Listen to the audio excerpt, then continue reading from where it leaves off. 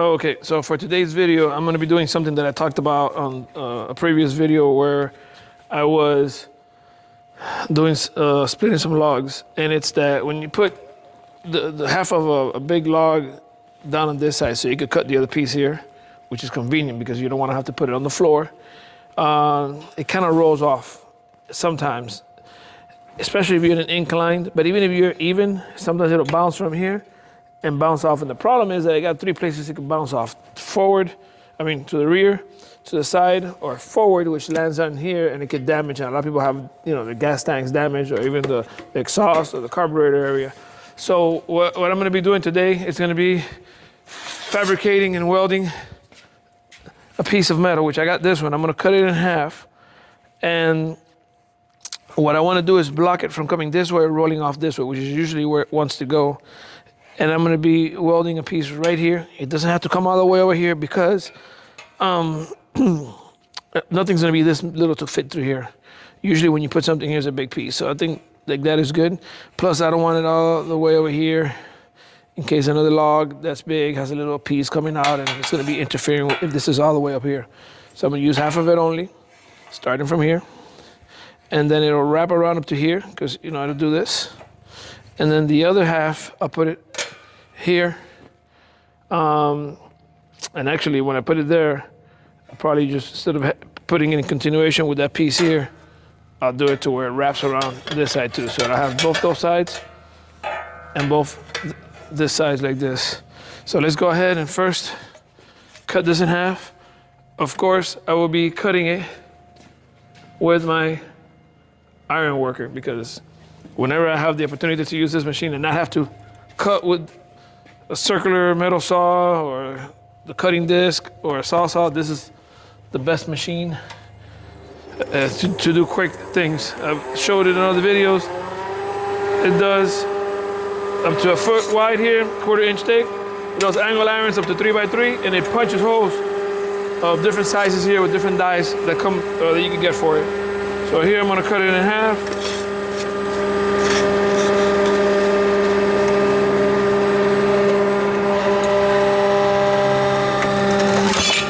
And it's that easy and that fast. Can't do it with any other machine any quicker. Now I got two pieces, and we will come back over here.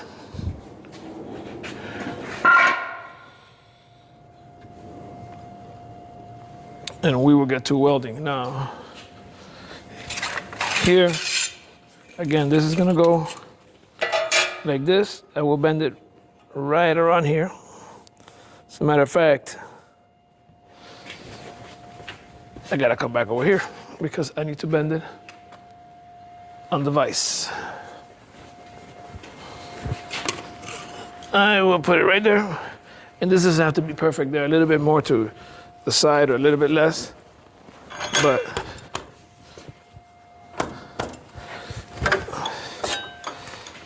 that's pretty good. Let me check it before I move the camera.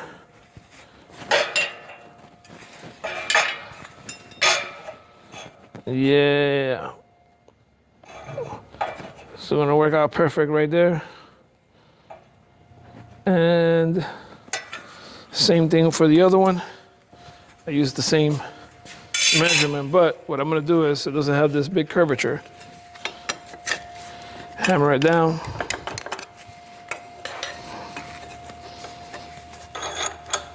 Let me get this little sledgehammer and hammer it down. Even it out. So it doesn't have that big curvature that doesn't need it over there.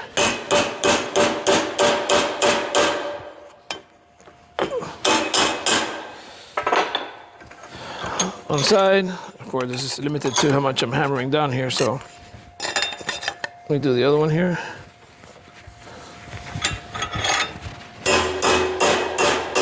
And I suggest anybody with these machines to do something, if not like this, similar, because that really sucks when it's falling, the logs falling over on the other side there.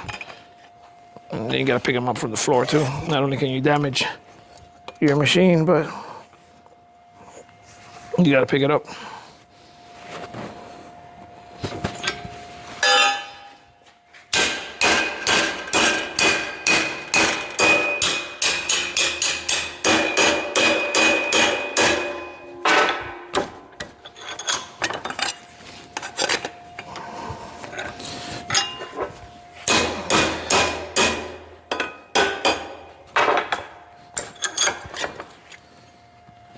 This should be, yeah,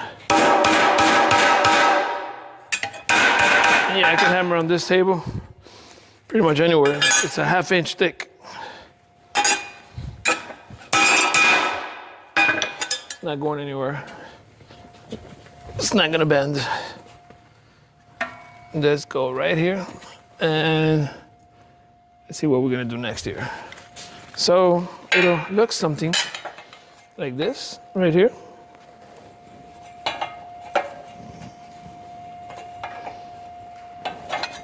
And over here, like this.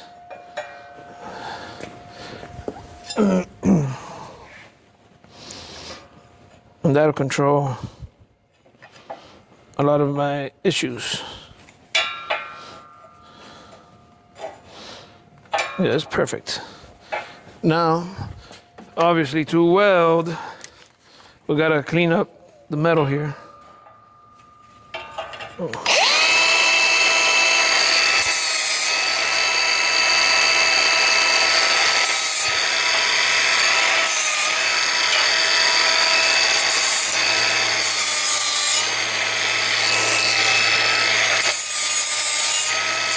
Gotta remove some of this paint so that your weld can be good.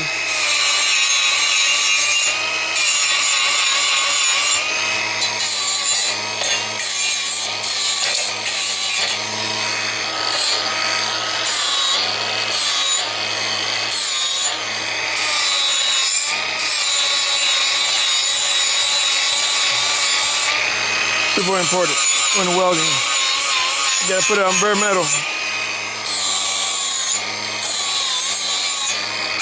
If not, you can still weld over paint, but get a more splatter.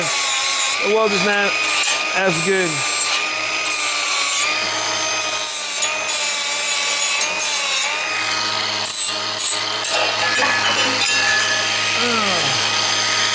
And here, this one's pretty clean already. So I'm gonna go, this is brand new virgin metal, no paint.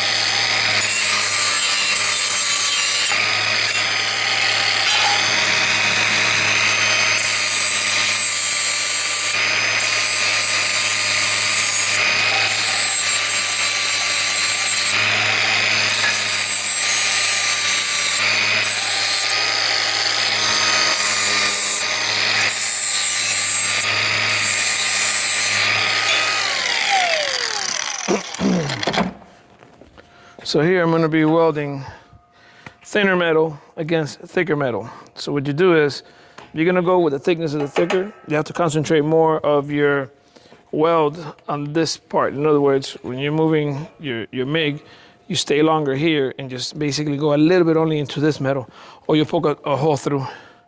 Or you put it somewhere in between, the setting between the two thicknesses, but you still have to kind of be a little bit less. It's just not as much more off, but a little bit less on this one so you don't poke through, which is what I'm gonna do. So in this case, I don't normally use this. I'm just doing it for educational purposes here, because I know pretty much by looking at it what my setting is gonna be, but this is 3/16 here, and this is probably an 1/8. Correct. So, just under an 1/8, what I thought. And the setting that calls for that on an 1/8 is 4.5 by 65, and 3/16 is 575. I'll leave it at 4.7 and 70, and put it somewhere in between.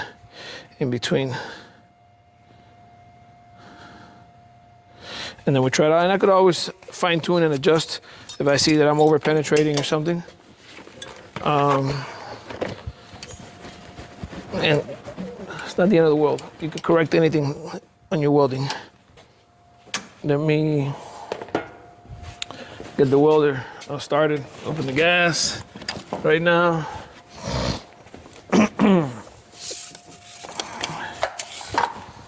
And welder's on.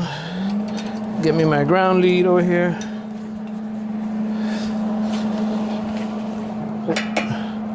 Right there, it's perfect. It's ground up right there, so it's doing good contact on that edge. And I'm using a size 30 wire, 0.30 with obviously 75-25 mixed argon 75-25 CO2, which is what you use for MIG welding steel. I'm gonna go ahead and lay this here on the top and start that bead here. Do a little tacks first, a couple of tacks. Let me get the gun here. Clean it out a little bit. There's always some slag in here. And yes, there's a tool to clean it, but I just flip that and that's it. Here we go. I'm gonna do a little tack on the corner first. Get this lead out of the way.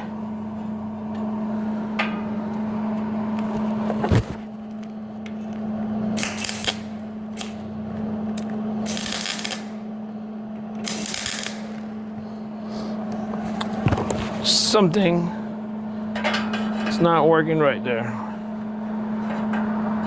The ground one's not too good or something there because too much spark. Let's try it over here now.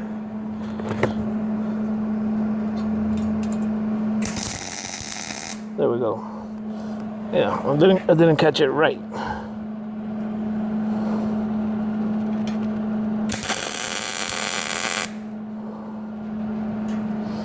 Now I got all three corners tacked. I could lay a bead in a minute there, but let me make sure everything is nice and straight. Okay, let me get out the way of the camera and lay the bead here.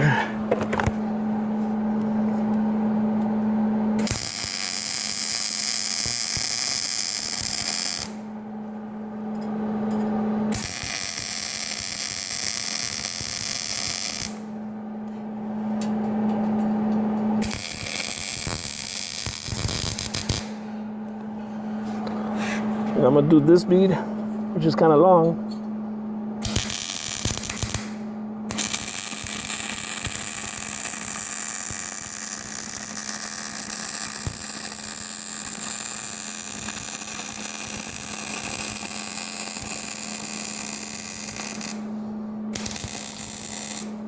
Stop there because I was going over that little first spot weld that I had done there. So this is not gonna go anywhere already. On the outside, I'm not gonna weld the whole bead on it. I think it'll be unnecessary. So what I'll do is a little 1/2 inch bead here. One on this corner, one on this corner, and one over there. All the tension is gonna be coming in from that way, this way, which is those big beads that are all across.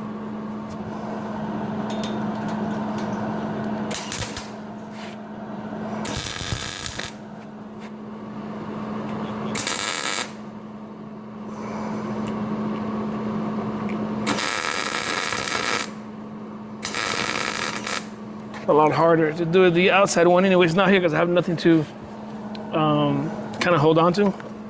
I'm putting my hand on my knee here.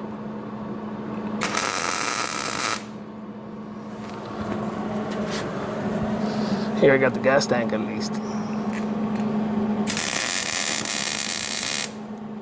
Makes it a lot easier. And I'll do 2 more beads here. And it's dark, I can barely see because I'm on the shadow side.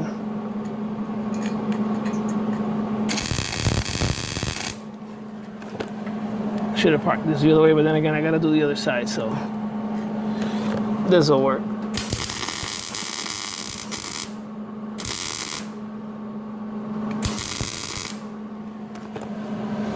That'll work.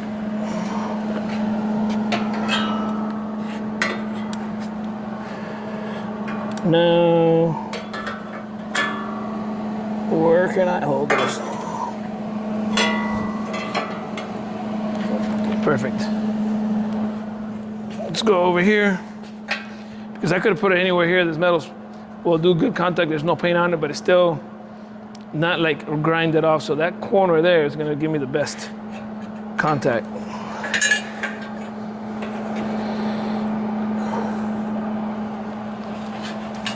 This thing is all coiled up here. Let's get to welding here. Let's do a little bead right here in the corner.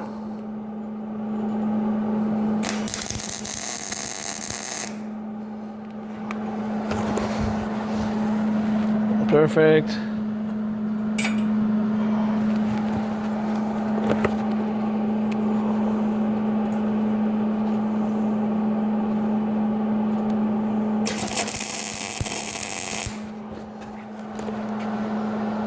Perfect there.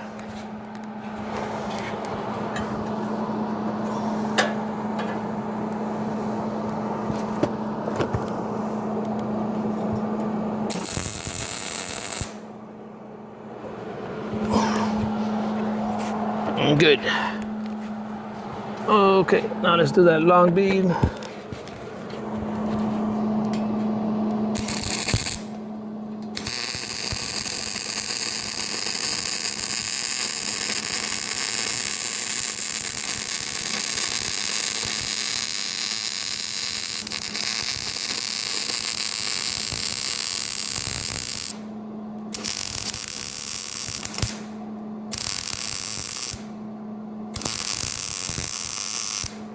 At the end there was a little bit kind of lifted, so I had to fill in a little bit. That's why I went over there at the end a little bit more.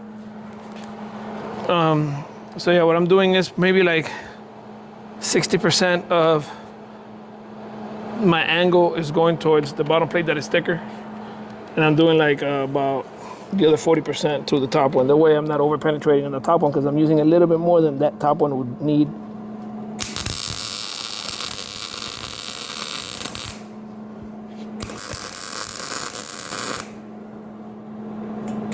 Because it was a little bit separated. I have to fill in. Remember, this rack is not perfectly flat.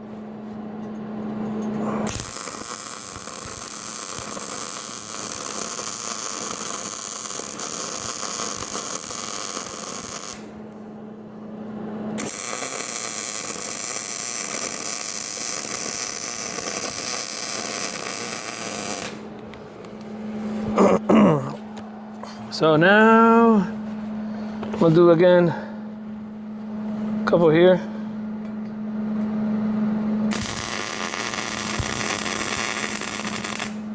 Resting on my knee.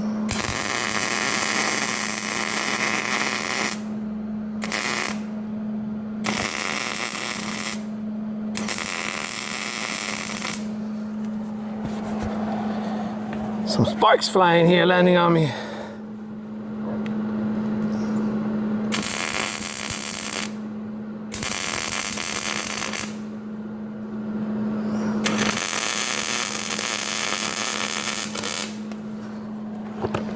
And let me do actually the inside corner here.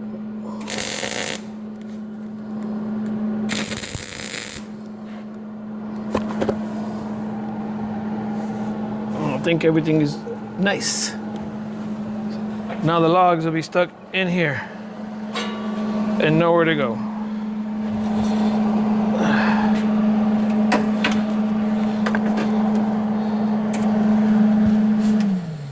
How does that look right now? I'll throw some paint on it. Let me get first. Meanwhile, it's cooling down, but clean it up a little bit here.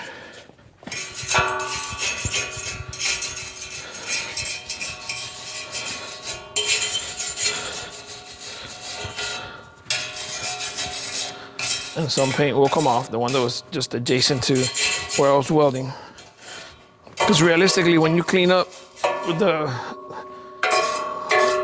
with that flap disc that I was using first to put the bare metal where there was paint, it's supposed to go more back and take more paint off. I just don't. I let it just melt away. And this is not something that has to be super perfect. Plus, I'm gonna go paint right over all of that part anyways now.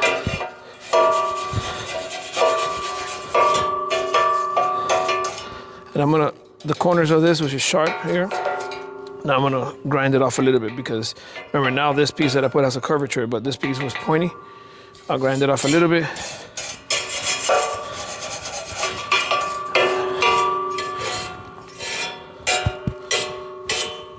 And also here, like where I cut with that, with the iron worker, make it not be sharp.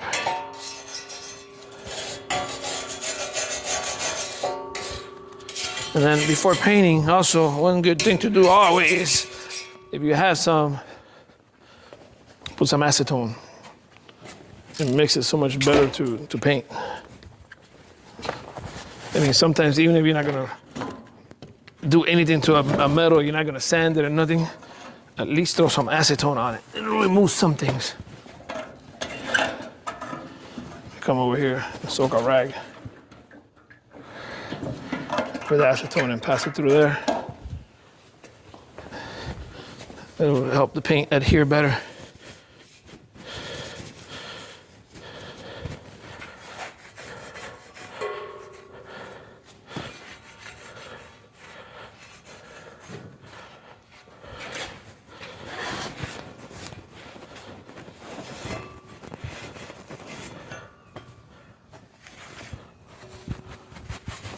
This is hot. I can feel the heat going through this rag.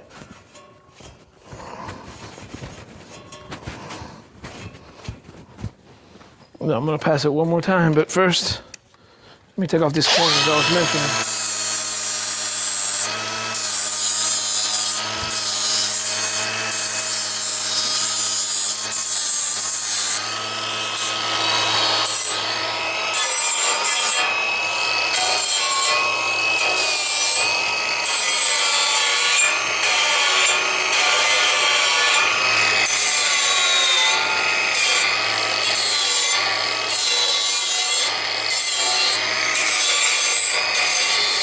This corner so I don't get cut accidentally grabbing a log or something.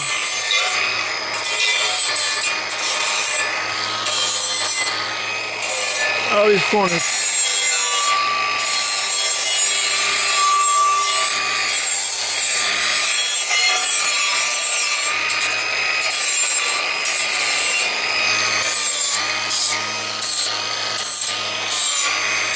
I don't want anything sharp. And then when you're in a hurry, grabbing a log, you slice your hand.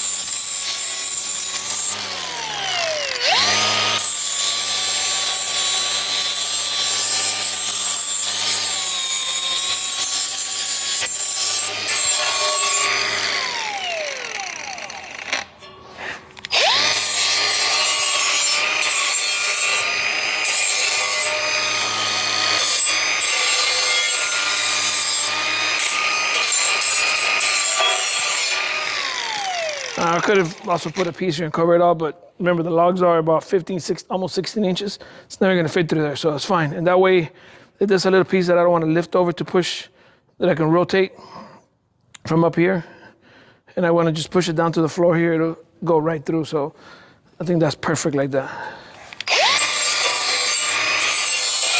And if not, I could always weld another piece here, but I think it'll work out.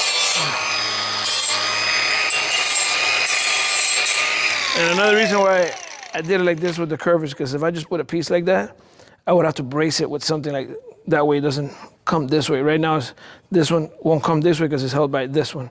And this one cannot go that way because it's held by this one. So it's creating integrity to it.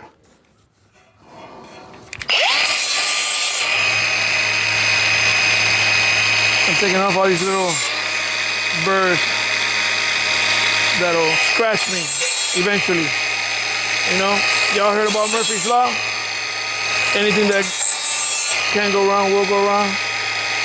Anything that can cut you will cut you eventually.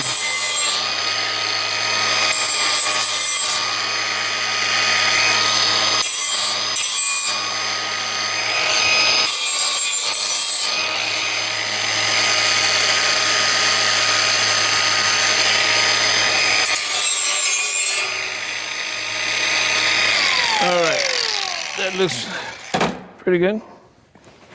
Rag's still wet. I'll go over it just a little bit.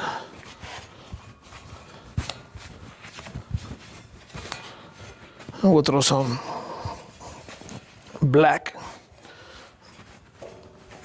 Best matching one that I can have here, which is probably satin.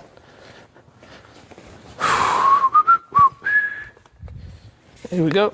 This doesn't have to be perfect, because realistically it's for rust prevention.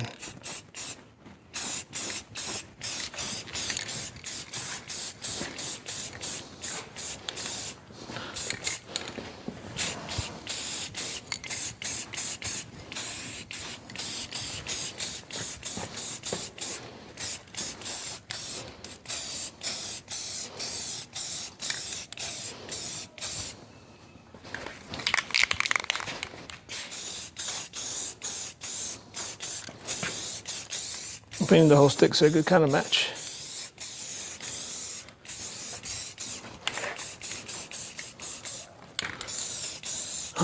It's looking good.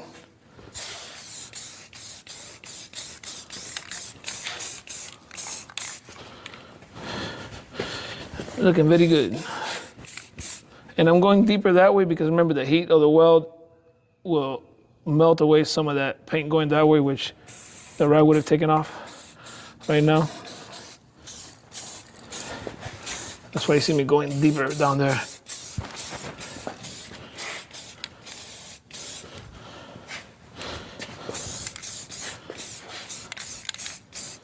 Put some more in there, and here's where it's gonna get the most beat up by logs falling. Not too much where it could drip. I'm doing it very lightly. Let me do another little coat here. This paint dries really fast, let me tell you. I could do like 2 coats like that, almost back to back. With this paint and primer from Rust-Oleum ones. Pretty quick. So, how does that look? Pretty good, right?